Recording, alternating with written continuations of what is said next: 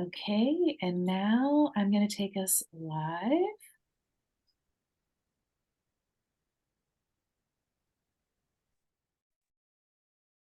There's always that moment where it's not quite live streaming.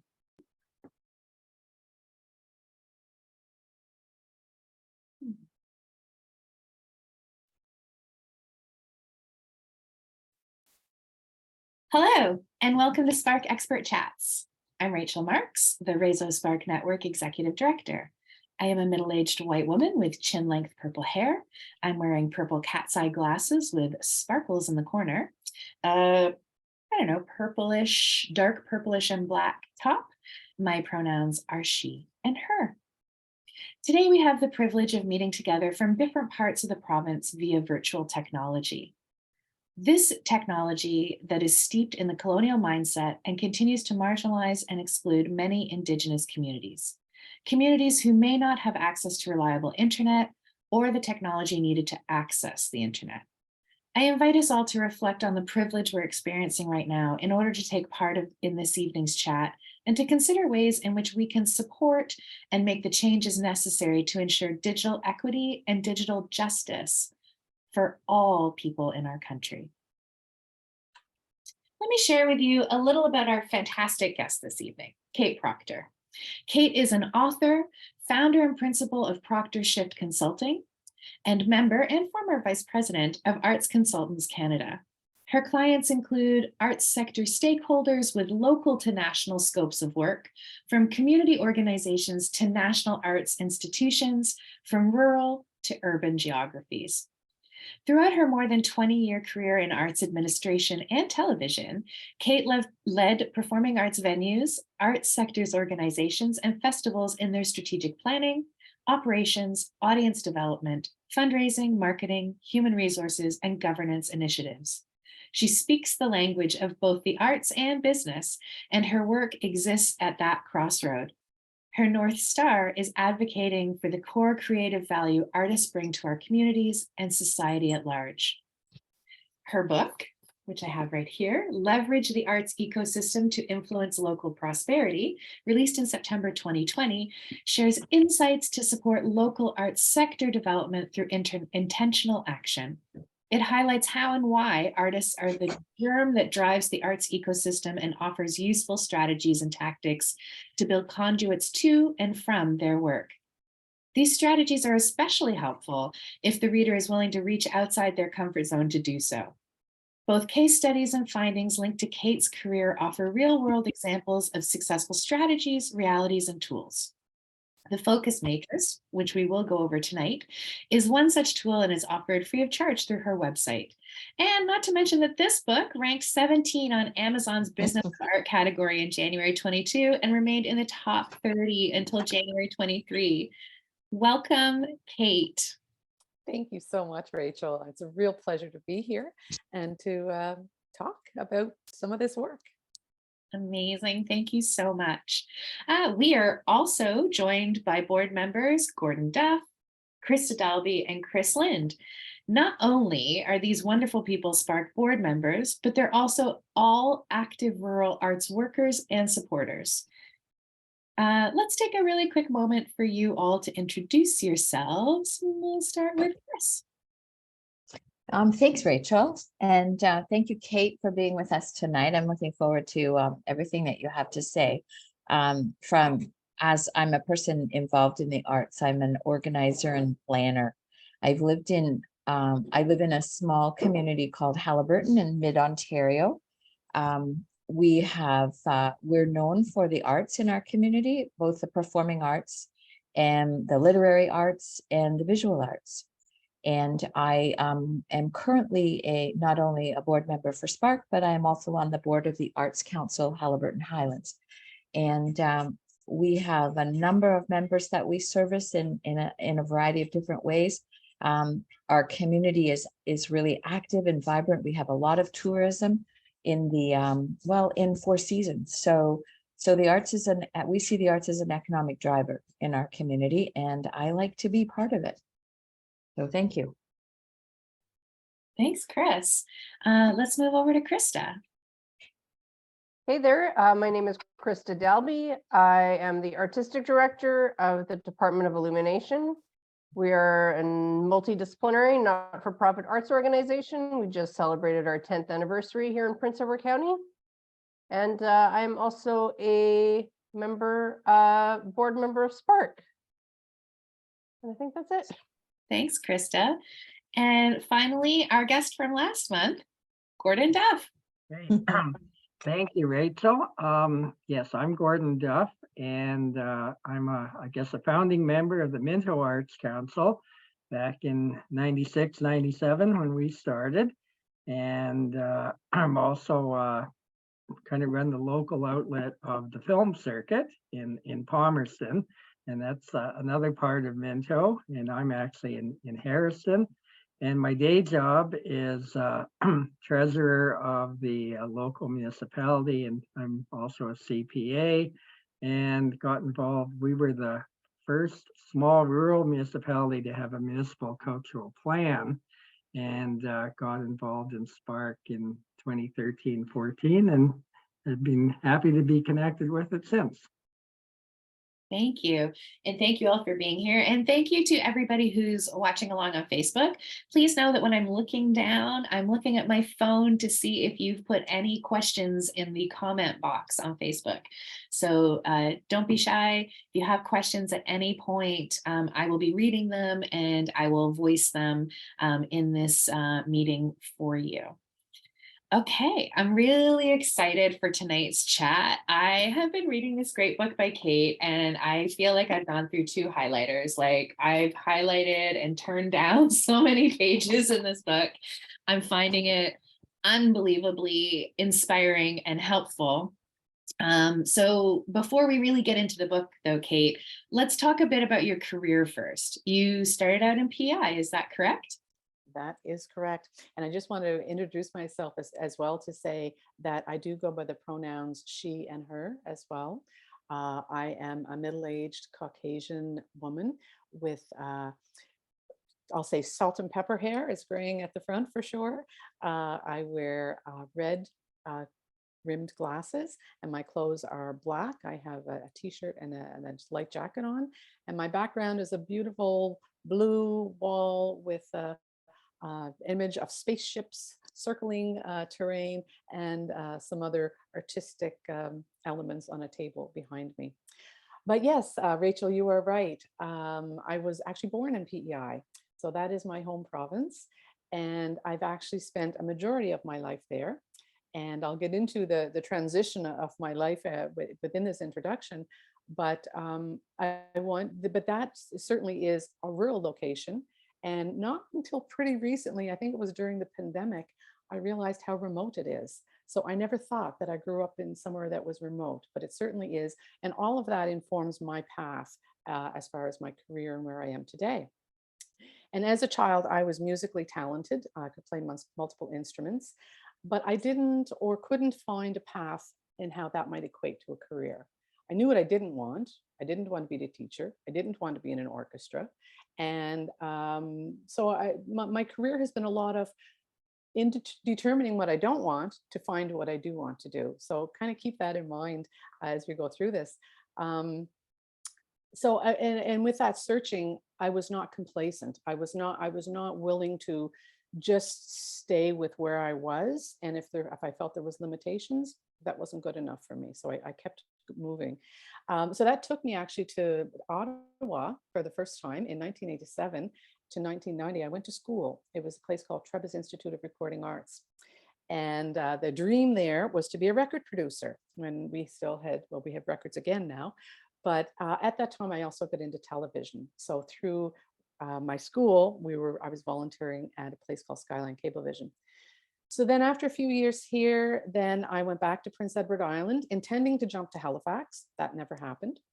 But I started working with CBC in Charlottetown, and I was doing production assistant work. And that was casual contract work. It lasted for about 3 years. I was working on a supper hour program, which was live. And I also there was opportunities to produce commercials and to work on a national radio television network conference. So I did that work as well. So that was really quite exciting, I felt, but there was no full-time work there for me. So onwards I go. And but during this time, I also sat on boards, whether it was Music PEI, an artist-run center board called This Town is Small, Culture PEI, and I volunteered.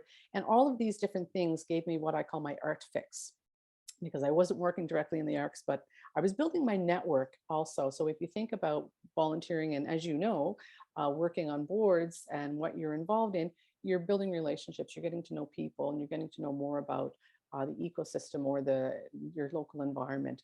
So that was really helpful to me. And then in 2006, this is a pivotal job for me. It was an executive director at the Guild, and this is in Charlottetown. This building was a former Royal Bank. It housed the Provincial Arts Council, who owned this building. They were gifted it for $1. And they renovated it all to house then a black box theater, a visual arts gallery, studios for artists, and they were looking for an executive director. So I jumped into that position, and I was responsible for programming, of course, audiences, fundraising, partnerships, marketing, and the building and the institution was in the red. They owed money. They were a newer institution, but they were in the red. And so it was an interesting and huge challenge, but I was up for it. I thought, well, and obviously I'm going to learn a lot. So I had a lot of support from my board. And I'm happy to say in 18 months, we did make it into the black finally. So that was great. But with that, the board composition at that institution, it had artists from the Arts Council, 2 of those, a provincial and a municipal rep, and 2 appointed members, appointed each from the province and from the municipality. So there was a really interesting mix of people who I was working with, because these were stakeholders within this organization. So my eureka moment for me in my career was when I was working at the Guild, and I was running this facility, but I saw that artists were the ones who were taking the risks to come into the facility, because they would get paid after the expenses were all paid if they were, say, coming into the performance theater. And if the ticket sales weren't great, they weren't getting paid a lot. And I just thought, this is not fair. Like, and this is the model that I had to be working under. And I thought, artists work as hard as I am. How come they're not getting paid? So this stuck with me for a long, long time. And that's, I think, where I get my core value that the artists are the germ of the sector, and they need to be respected, and they need to be understood to be that igniter for the sector. And there's a lot of power in that, but it's without the artists, none of this would be possible. So jumping from that job, then I went to the East Coast Music Association.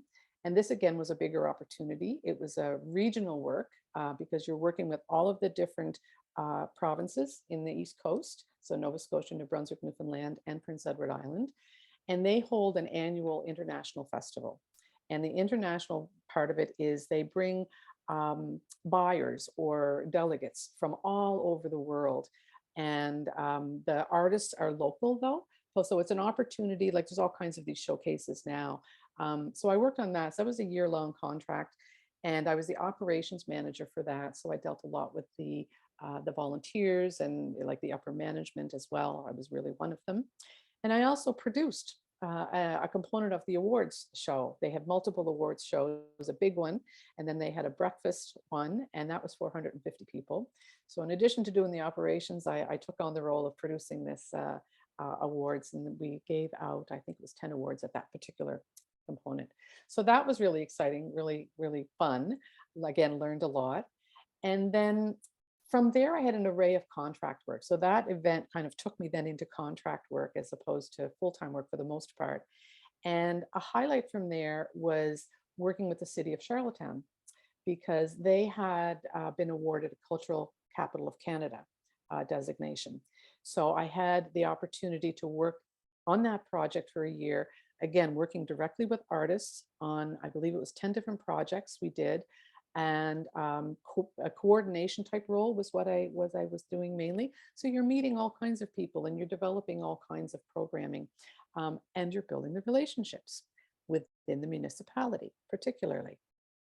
So jump again to 2011, 2014, and I decided to take my master's, and it was my master's of business administration. And I didn't have an undergrad. I still don't have an undergrad, but the program at the University of Prince Edward Island did allow people who had professional work experience with those who backed them via letters to be accepted into the program. So I got into that program. And then, of course, I had a signature project that I had to do, a big research project. And given my experience working with the city of Charlottetown, and given that when I was just about to figure out what my topic was, the local arts leaders, they got together and they did a lot of meeting and deciding recommendations for the arts sector for Charlottetown. And they came up with a list of about 23 recommendations, and they called it a strategic plan.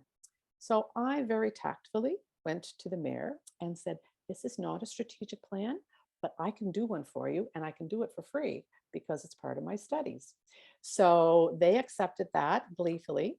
And I found that when I was doing this research, I was finding again and again, because you're looking at peer-reviewed articles and in-depth research, that my learnings and what I put as theory into practice when I was particularly at the Guild, these were being validated by this peer-reviewed research that I was using. And I thought, okay, well, that's something. So it gave me a bit of confidence as far as what I was talking about, for sure. And then just the whole world of academic research opened up to me to say that there's a go-to, there's a doorway that you can go through to find information, to validate information, but to think beyond opinions and to think beyond what you know personally or what has always been done. So that was a really important aspect for me in my critical thinking and just my approach going forward. And so from there, then I decided to start my consulting business. And my first go was an international project. I was working with an artisans cooperative from Eastern PEI. And it took me to Kitty Vitty, Newfoundland. It took me to Asheville, North Carolina, as well as a number of interviews and interactions with artists on Prince Edward Island itself. And that, again, I got to experience how other cooperatives, other artisan cooperatives worked in these different geographies in different countries.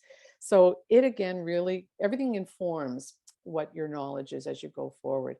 So that project went great. It was about a year and a bit. And then again, so I was doing my consulting, and again, I felt that limitedness of space.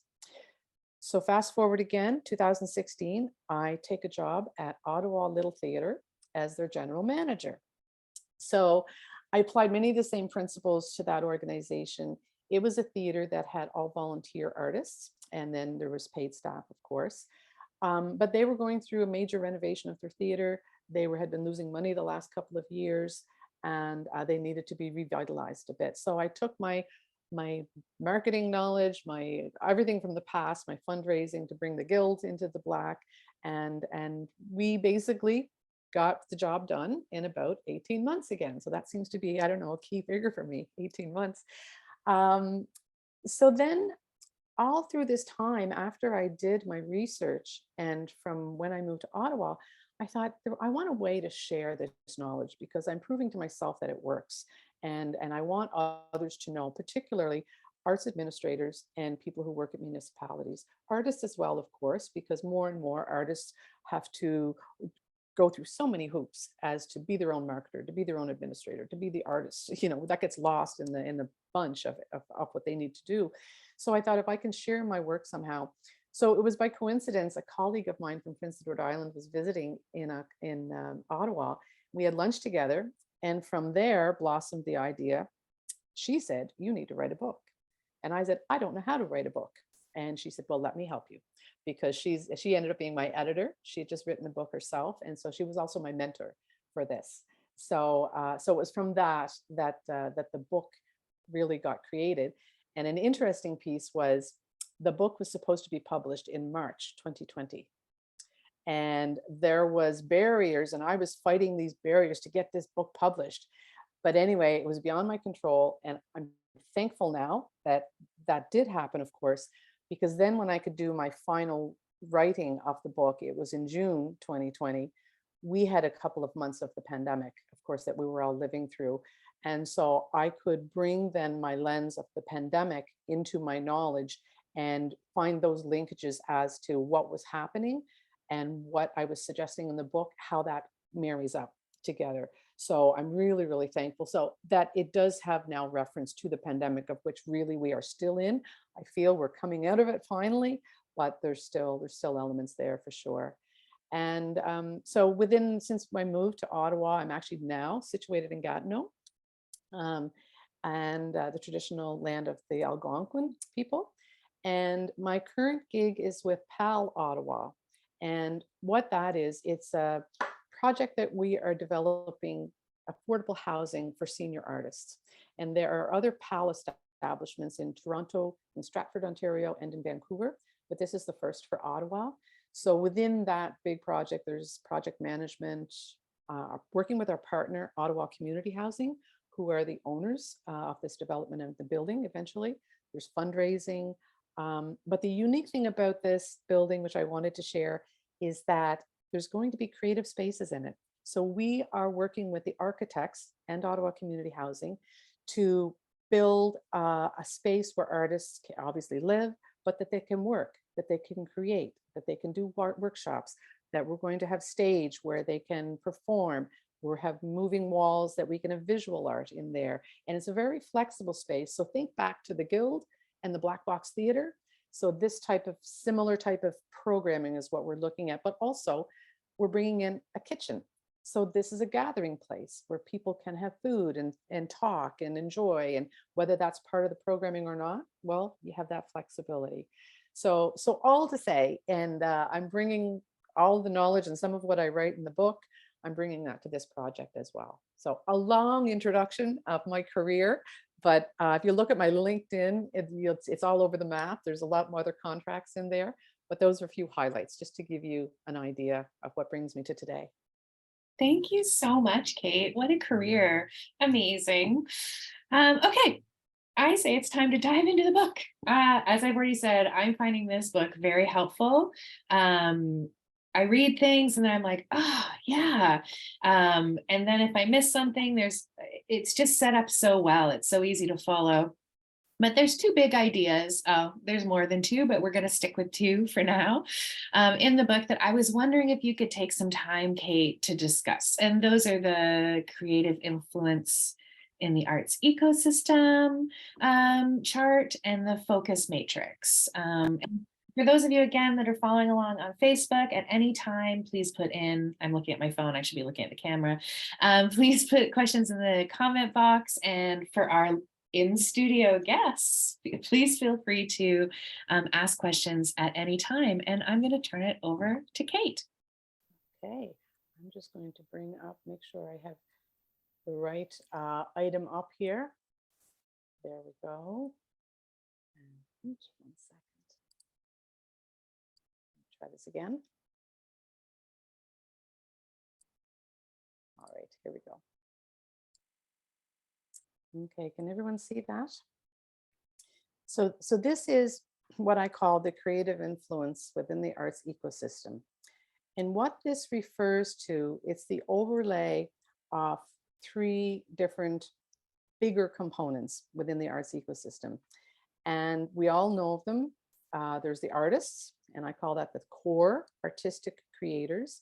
And I should stipulate that when I'm referring to artists, and the reason why I say core artistic creators, there are artists who are more of interpreters, in my opinion, and then there's others who are the creators. So the creators who create something from nothing. They might be writers, they might be musicians, they might be dancers, they might there's certain artists who create from nothing. And then there's others that are more interpretive. And so that's who the core creator artists are. And that's indicated by this pinkish. And then there's the arts sector intermediaries. And then what I refer to them as, it might be the venues. It might be, you know, whether it's a theater or whether it's a gallery. It even could be an outdoor venue, you know, so that it's not limited by walls. Arts councils, those who support any entity that supports the artist and or their work. That's what's meant by the arts sector intermediaries. And that's in the yellow or the various colors based on what's underneath. And then there's the creative industries. And the creative industries, it's basically everything else. It's when the work goes from artistic and presentation into the machinery of publishing, into the machinery of film and television and distribution and manufacturing. So that's what I refer to in here. So, and what this is supposed to indicate is that when an artist is creating, they are like, it's 100%. They are their own, they're creating their own. There's influences certainly, but in the creation of their work, it's all artist, it's all creative. And then as the creation moves into maybe to be workshopped in a theater, you know, then you bring in a venue, or then you maybe bring in a dramaturge or someone else. And then maybe it goes into a film. Well, okay, so then you're touching on the creative industries here. You can see the angle of which, how much the artist has the influence or how much they're involved, it comes down. This is not to scale by any means, but it's just to indicate the general idea of what happens.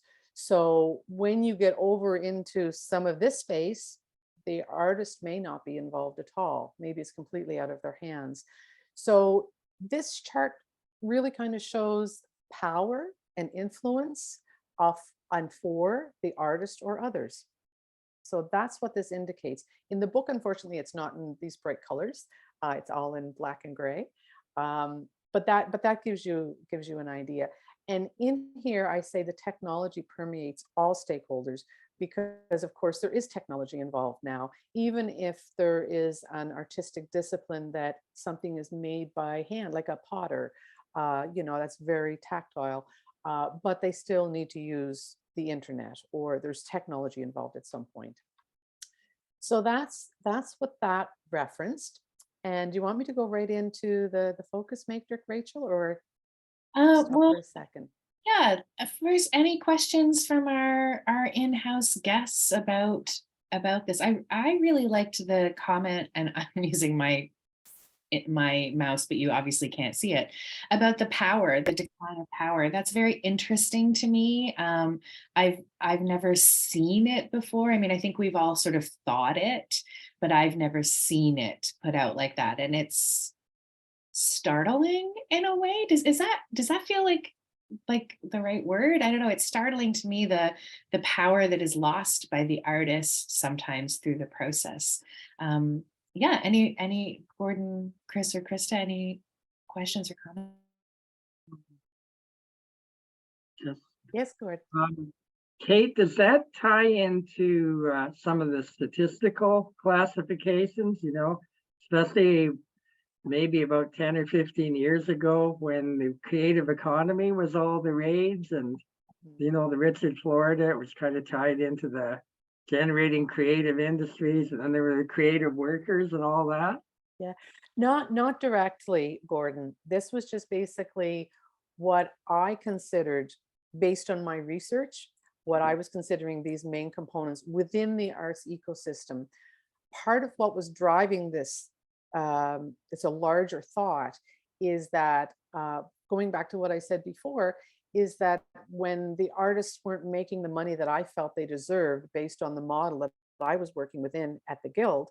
And then I was thinking on the larger look of the ecosystem and the creative industries, there's so much money being made. And I thought, why is there not more money from the creative industries being funneled back to here to support the creators who are doing the work to get the work to there anyway? So it was really, I was getting angry about it. and I thought, well, so that's more where this is coming from. It was just me trying to determine, in another sense, if there was a loop back from the creative industries to basically cultivate, put money back in to cultivate the work of the artist for that respect and for the value that I talk about. Sounds like the Spotify argument. And, Yeah, exactly. There you go. They might be in here, I think, too, for sure. Not even an intermediary. Okay. Okay. So the matrix, and this is what Rachel has referred to, the focus matrix. This is basically a culmination of my research from my project, my strategic plan and research project that I did in my master's. And I call it the focus matrix because I was getting information from so many different sources, and some of it was similar. And I'm just thinking, I need to get this all straight, and I need a focus. I need to figure it out. So I just called the focus matrix because it helped me to focus on all the information that was coming at me. And so what it really does, though, it does capture that intersectionality of the arts ecosystem, which is the artists or the germinators, various stakeholders, and artistic creative capital. And that may be associated, people may associate that with the value of the artist, but it's whatever the artist brings. It's not necessarily only tangible. It could be social impacts and outcomes as well. And this is how artists influence the prosperity in the local arts ecosystem. So there comes the book's name. And so when I'm talking prosperity, I'm not talking only financial. I'm talking social. I'm talking creative and many, many other things. And so within this, I was finding that there are certain artistic drivers that were coming up in my research as to what is important for artists to live and to work in certain places. So I'll get into those in a moment. And then the arts and cultural stakeholders. And these are entities that are in, I would say, every community. And again, I'm coming at this point from a rural background. They were certainly in my rural community. And so those are the arts organizations, heritage and museums, residents, of course, municipality, business, and the province or the state. And of course, there's federal as well when we're certainly talking about funding, but I didn't get into the federal level with this at all. So all of these are stakeholders. They're all players in the local economy, the local ecosystem, but also so too are the artists. So what this chart, if I can call it that, it basically provides findings in my research to say, okay, if the creative works brings artists to a certain place, what does that do? And how can somebody like a resident either intersect with that artist or intersect with the arts organization to support the artist? It's not correlated and it's not linear in any way, but it's just a bit of a brain dump of these are the findings. Okay, so don't try to correlate anything, but you can certainly look to match, like it is a matrix. So you can look to match and say, okay, if I'm working in a business and I want to work with artists through their creative works, how could I do that? Read what the artists bring, read what might be an option for business. And then you can start matching what works for you in any situation. So that's the general gist of what the focus matrix is. This is on my website, as Rachel mentioned.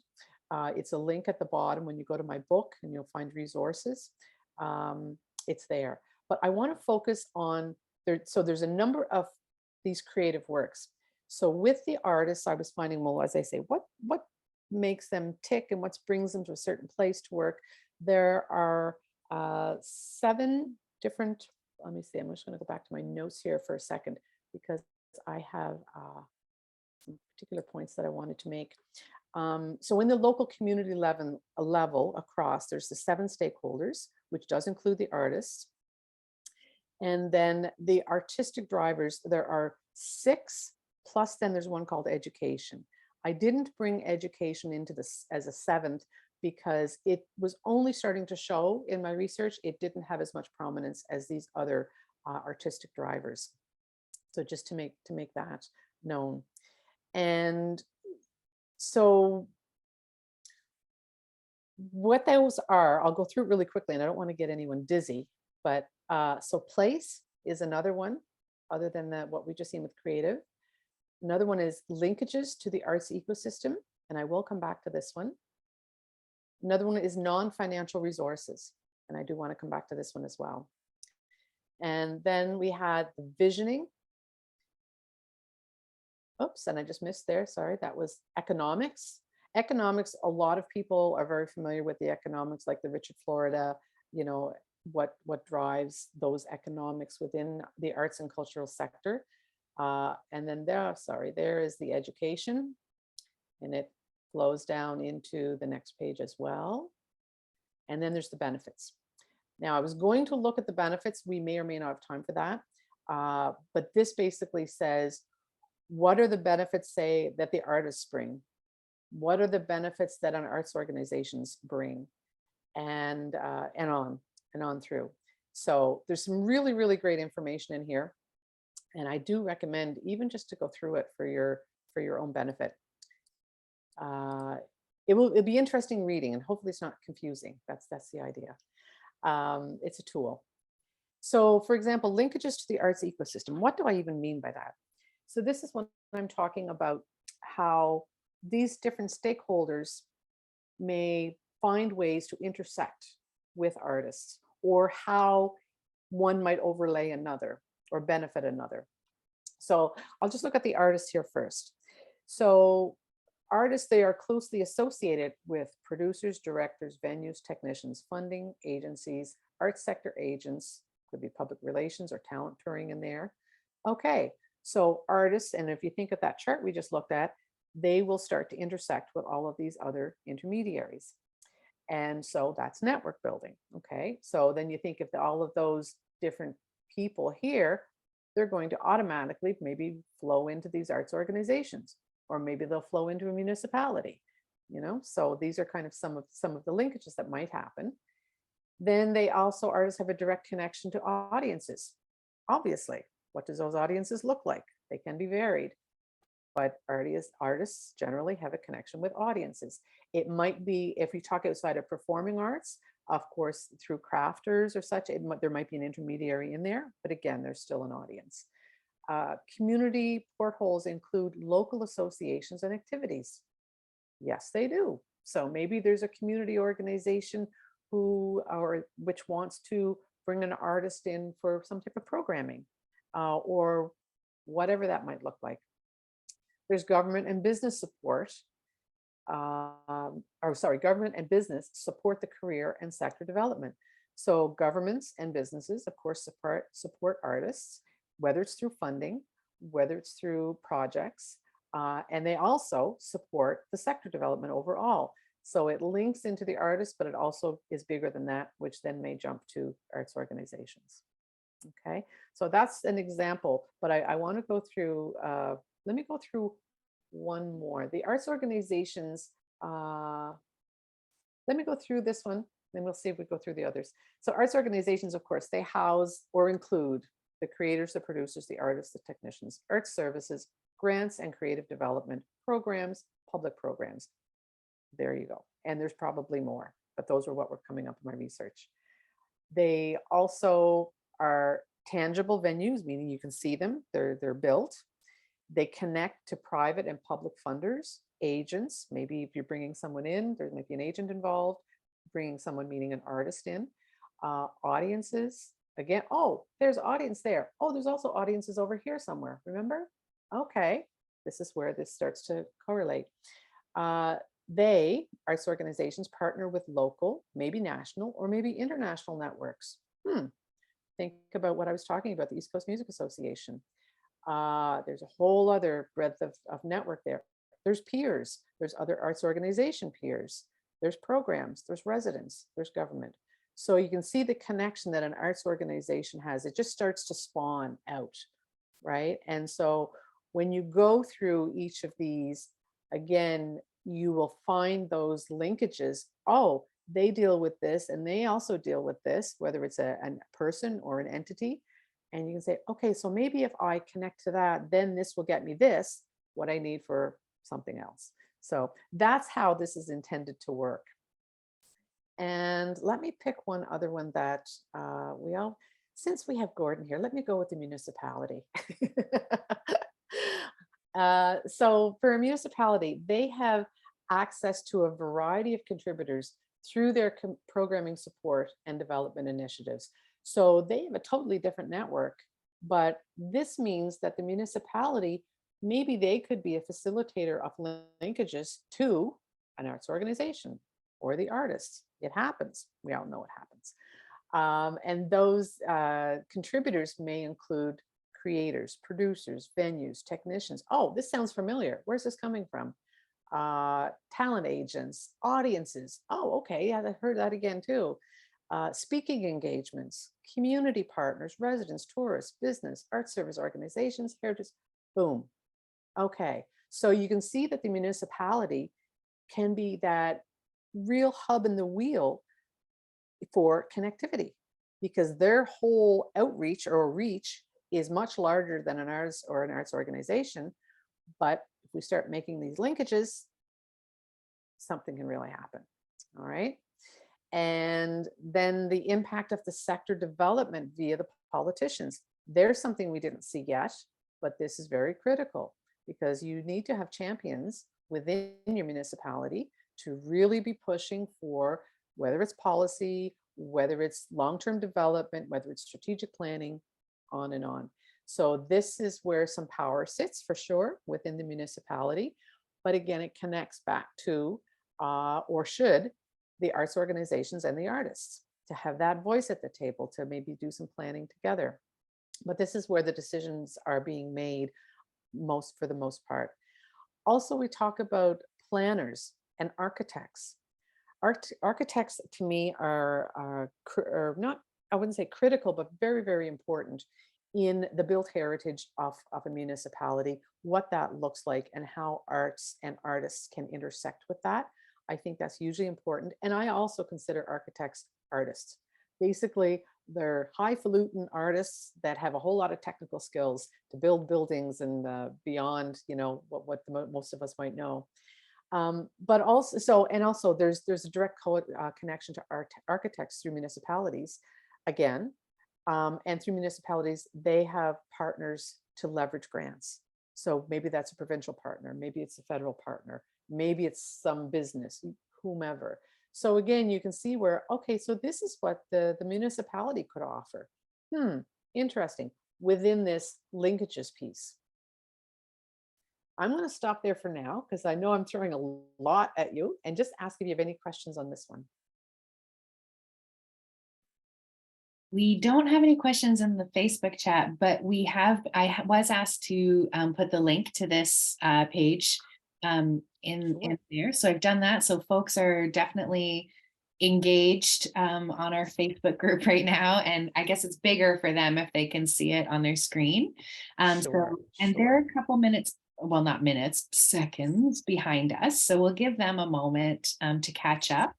But does anyone Chris, you've taken your mic off. I think you're ready. Yeah. So Kate, I live in a small community, and we have a minimal relationship right now currently with our municipality. I think over the last couple of years they've been so busy with the pandemic that and all of the issues that are coming with that the arts is on the back burner for them. So we in the past have made valiant efforts to bring the municipality into our world, and because it is so important to a community. Have you had success in one of the jobs that you've been in working with municipality and engaging them in some deeper conversations and some clear understanding about the importance of the arts as an economic driver or contributor to tourism growth? Not even tourism. I mean, we have in my community, we have people who move here because of the arts. They change where they live and they come here to live because of it. I think, yes, I have. Again, going back to that guild example that I have is and that had a member He was actually the director of economic development with the city of Charlottetown, who was a member of the board at the Guild. So Mm. that gave me direct access through Right. him to the city. But now his focus, he was working on the arts off the side of his desk. And I can't believe I'm saying, but the city still does not have a cultural officer. And that was my number one recommendation to them when I did the strategic plan, is to get someone to focus on arts and culture. So he, of course, his focus is economic development. And he was also, though, very much a champion for the arts. So this is the other thing. It doesn't have to be the director, but No. it's ideally it's a staff member Mhm. who will be your champion in there. Finding ways on how to get that champion when you don't have that direct relationship, like I was mentioning, is outreach. It's communicating. It's Mhm. asking for meetings, and through not only your network, but maybe who knows whom, who knows Right. somebody at the city, and is this person in between? Are they affable to the arts, and can they make that introduction for you? It's usually important to find that champion inside. And if there's not the champion there, then you're left with finding the pathway through, let's say, economic development, as far as this project will be beneficial to Right. the local community, whether it's through tourism, whether it's through, like, whatever that looks like. I'm not sure.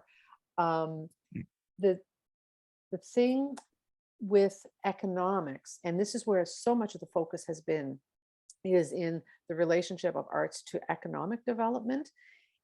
With my book, I'm trying to say local prosperity, but I'm not saying economics, because I want to shift the conversation to the value of the arts, not the economic value of the arts, with the art being there and being used as a lever to some other aspect to bring tourists, to bring festivals, to bring whatever. I'm trying to shift it to a different perspective.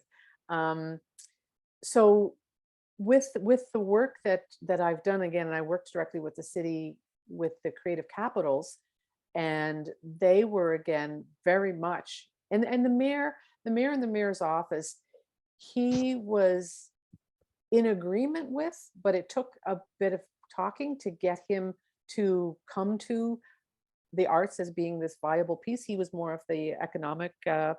benefits mindset, but he played along Yeah. Yeah. as it goes. Did I answer your question? Yeah, no, I think we have to, the onus is on us, like for my arts council. We need to find that person again. We need to find that way in. We're very fortunate. Like, so I live in a county. We have 4 municipalities. And so in my municipality, we have an arts and culture committee that's associated with, that's a committee of the whole of our municipality. So we're really fortunate. But at the same time, it's really, it behooves us, the members of our arts council, to find that person and to make sure that we're disseminating the information that we want them to know. Absolutely. And I totally agree with you about the economic part of it. It's, it's also about the health and wellness of the people in the community, right from the children in the schools and at home and wherever, and the seniors and the mid-seniors, whoever they might be. Is that it's a lot about that, about making our community a wonderful place and a healthy place to be. Absolutely. Yeah. And that could be, not that this covers everything, but it's a social justice piece as Mm. well, so that there is access to this, and that everyone has Mhm. those same opportunities for health and wellness, like everything that you've just said. Right. For sure. Right. Um, Right. If I may, this kind of leads me to one of my questions. Certainly. Thanks, Chris, for setting me up there. Perfect.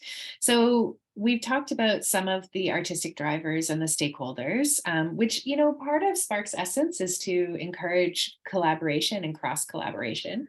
And your idea talks about embracing and working with non-arts focused organizations and people. And I'm just wondering if you can perhaps talk a little about the benefits of that type of collaboration and engagement. Absolutely.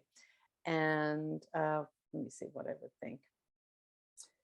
Uh, so there's certainly this is part of a larger opportunity, if I can call it that. So the benefits of working with the other sectors. And is this from the arts administration perspective or not? This is just the larger concept that you're thinking of. Yeah, the larger concept. Yeah. Okay. All right. Um, I look at, now take my flag here for the value of arts and artists, um, looking for that opportunity to work with other sectors. It brings the value of art outside of the gallery, off the stage, etc., to help break down barriers for people who maybe work in these other sectors who, for whatever reason, maybe they don't associate with the arts. So this is kind of the front end, a reason. So it's almost an advocacy type role, that if we work to bring the arts to these other sectors, there's that piece of educating those who might not otherwise participate or have their own barriers to why they don't participate, to have a chance to break those down. So that's on more of a one-to-one basis with bringing the arts to the sector and potentially expanding that when you're in working with the other sector. The other one is, of course, just the larger social benefits, which we touched on. If we think about arts and health, well, it's been well documented through research over the last little while of what those benefits are, whether it's for Alzheimer's patients, for example, like listening to music. It can actually bring back people's ability to speak, and it can bring back some memories. So that's a really important direct correlation between health and art. There's also others such as therapy, like, art as therapy for people recovering from trauma, for people in hospitals, for people in seniors who live in retirement homes. So there's all these different, this is more health always that I'm talking about, but there is benefits that can be seen from this. So then I think about, and these benefits are to the people, and the people is for the social justice, for health and well-being, all of that. So that's certainly a direct benefit. And then I'm thinking, if we take it to business, let's say, so business I consider a different sector, although arts is also business.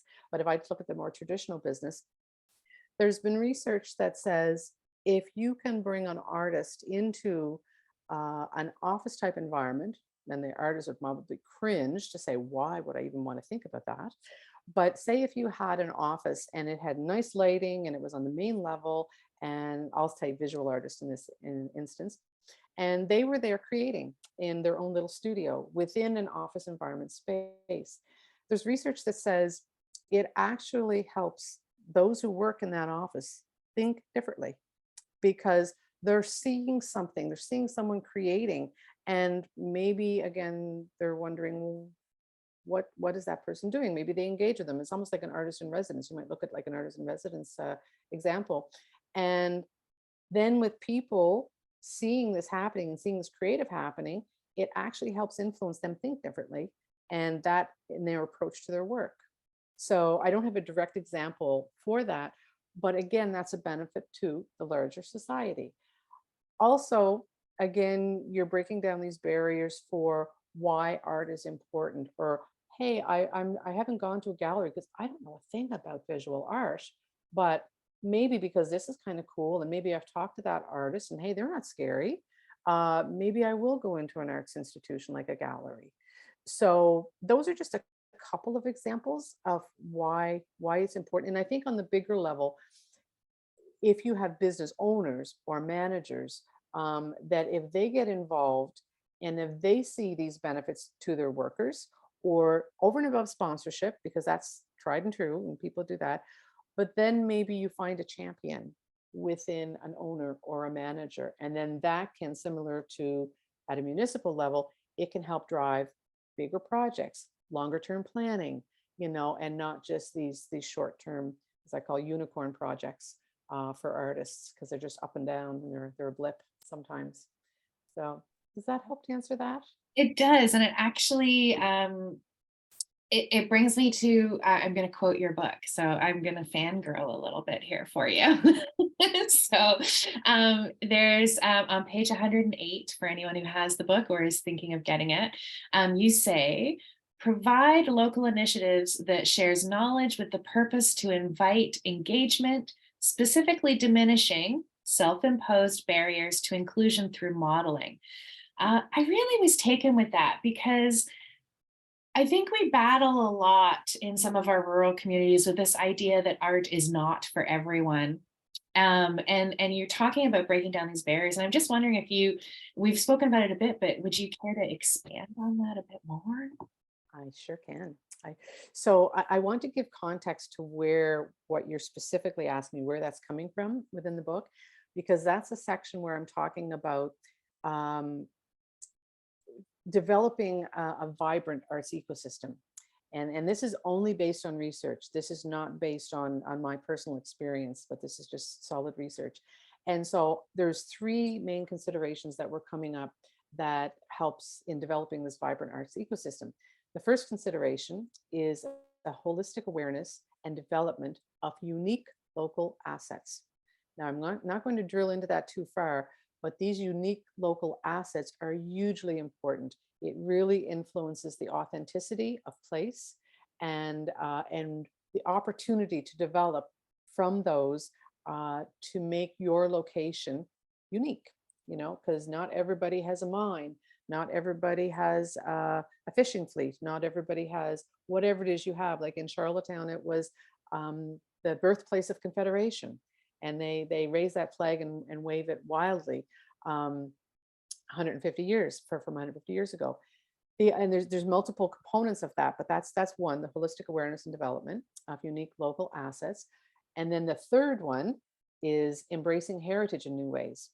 So again, when I was just talking about heritage, sometimes that can be a real component of what a municipality or location pushes. That's great. But is there new ways of telling that story? Is there untold stories that haven't been told about that heritage? Is there new ways of presenting that? So there's embracing heritage, but think about it in new ways to keep it vibrant or maybe add vibrancy to it. But drilling into what Rachel was asking about, the public awareness and engagement, that is a heading that has three subheadings. And the three subheadings, one is public awareness engagement in arts and culture and heritage. The other emphasis the value of the arts, surprise, surprise. And the third one is the knowledge building and the perception of artistic creative development.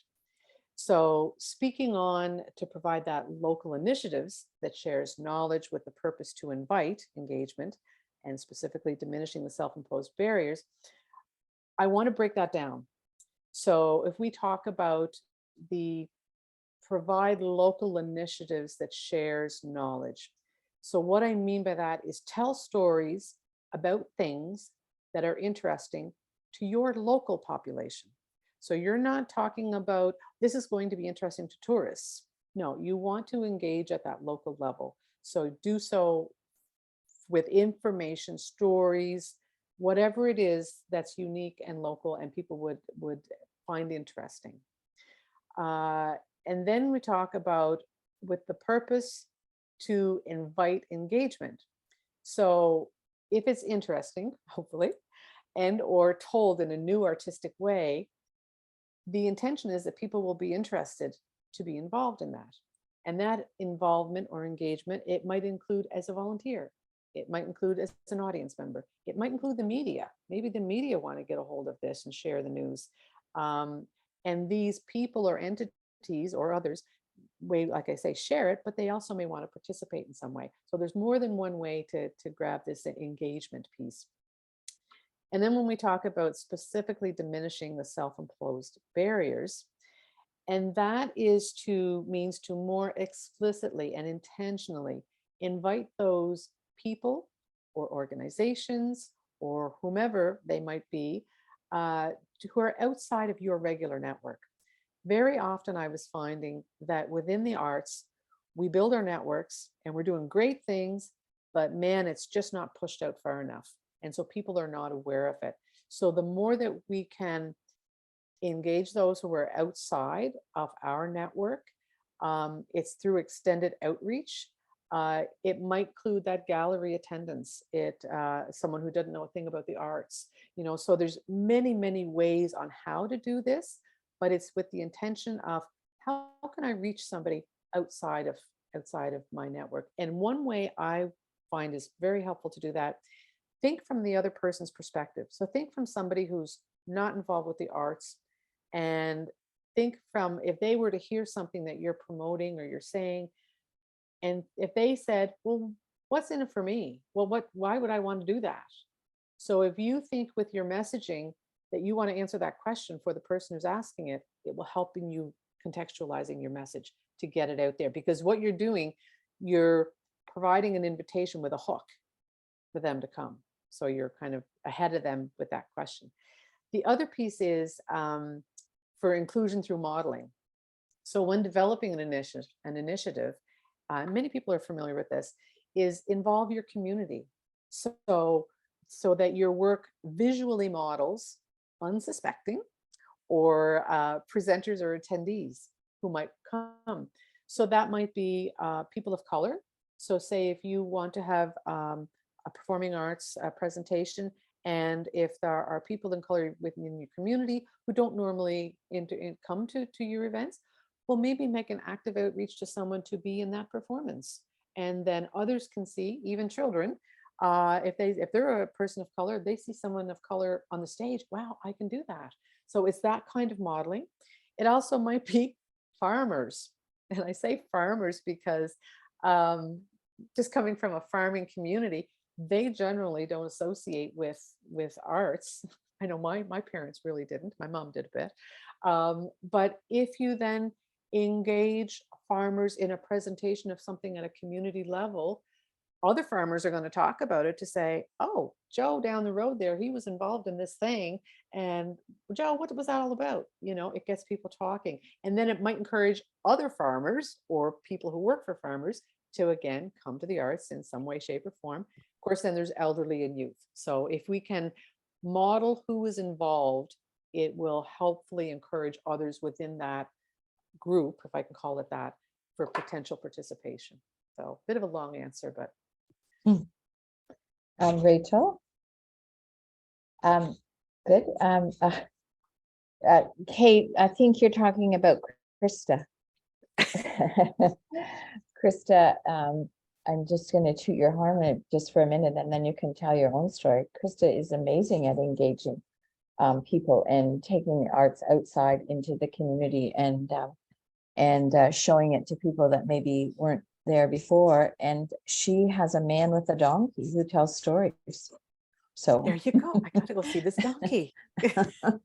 Yeah, I mean, I really identified with what you were talking about, because I do feel like some of the more powerful art experiences are these ones that break down these barriers, these sectorial barriers of, this isn't for me. And I don't know, I really profoundly believe that art is for everybody. So the more we can do things like putting art in public space, integrating art into public life in ways that you do not necessarily need to buy a ticket.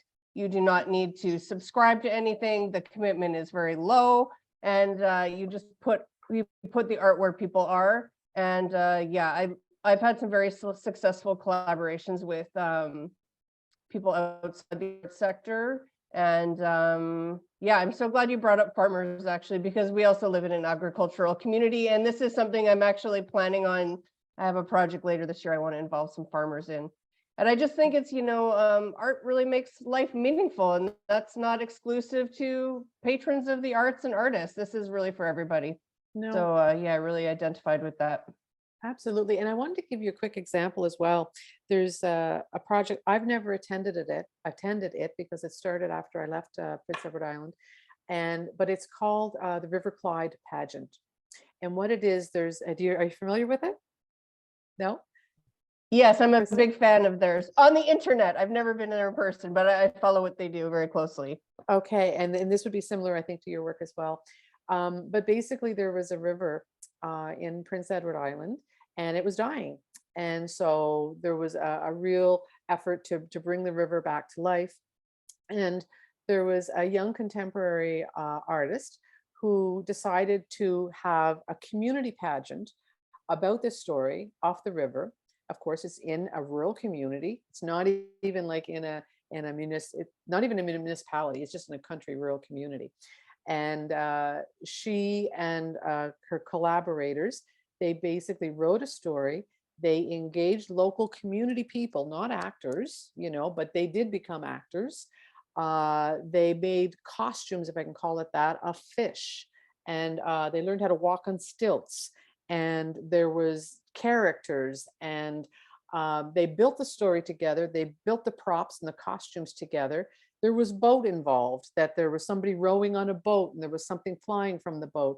But there was all ages. There was youth. There was just everyday folks who got involved, totally involved in this project. And I think it was 4 or 5 years ago now where it started. And it's since gained momentum. Like it's over a couple of days now. You need to buy a ticket before it sells out. So this comes all back to telling that local story that engages your local community, bringing those local people into it, and sharing, like you say, Krista, the art is for everyone. You're telling a story through a different medium that people can get excited about, that they can connect with, and then maybe eventually get involved in the whole production of it, and then eventually this draws interest. As we all know, any kind of arts initiative draws more interest from the media, from other people from other places outside of this community coming to see this. So that's again the beauty, the value, and the just the excitement of the arts. Wow. I have to say my guiding point in working in the arts really is, and I feel like you're all touching on it, is the Universal Declaration of Human Rights, Article 27, which is everyone has the right to freely participate in the cultural life of the community, to enjoy the arts and share in science and its advancement and benefits.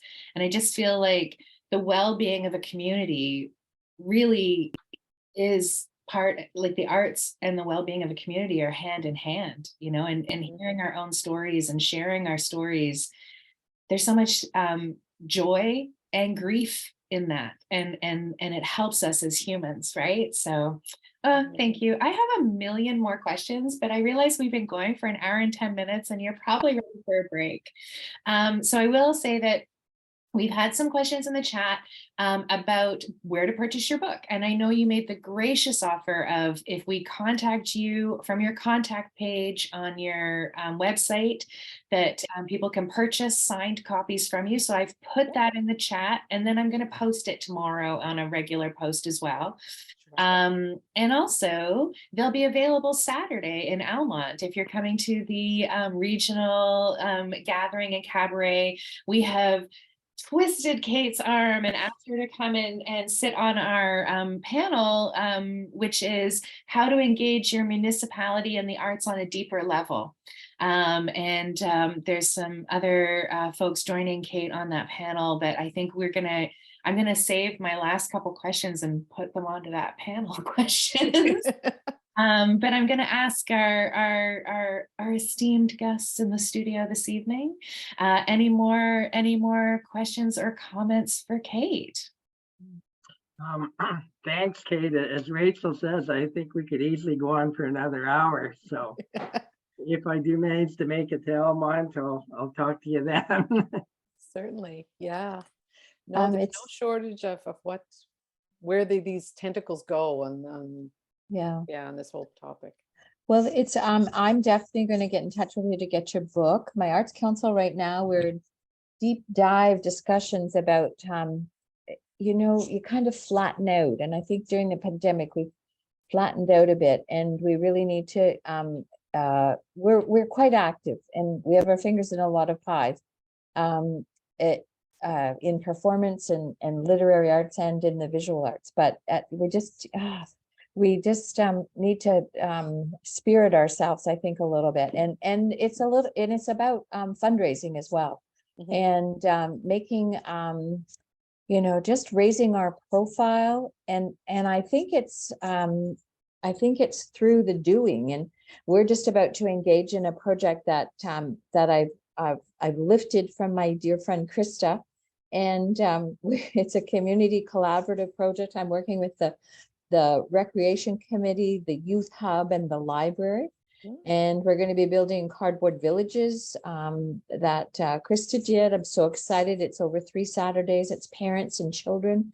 And then we have locations where we can display them for the month of June. So as people come through the town, now we're writing stories and we're doing text to go with them, and it's just exploding. And so I'm excited about that. So your book has come to me at a really good time, and to my board, to inspire us in the ways that we can reach out.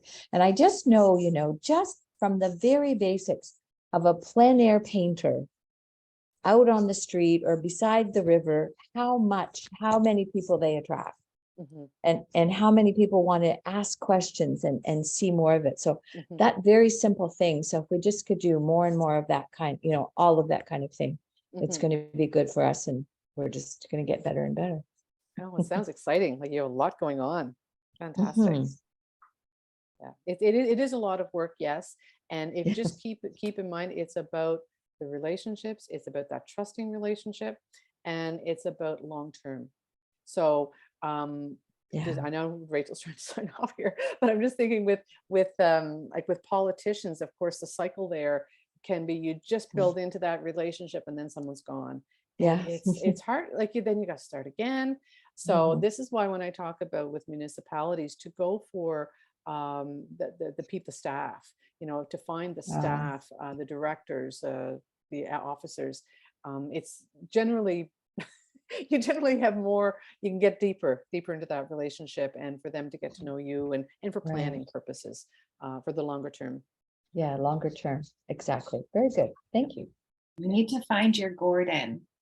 Yes. Yes. You need to find your local Gordon. It's what you need Well, to I've already got a gourd. do. That's going to be a friend for life. So, but I need to find one closer. Is what you're saying. No, I'm not trying to rush. I'm just cognizant of your time, Kate. You've been so Sure. gracious with us this evening. And is Yeah. there anything that we haven't touched on yet that you'd really, really feel it's important to leave us with tonight, or hook us in with a little more? Yeah, let me just see. I'm looking at some of my notes here.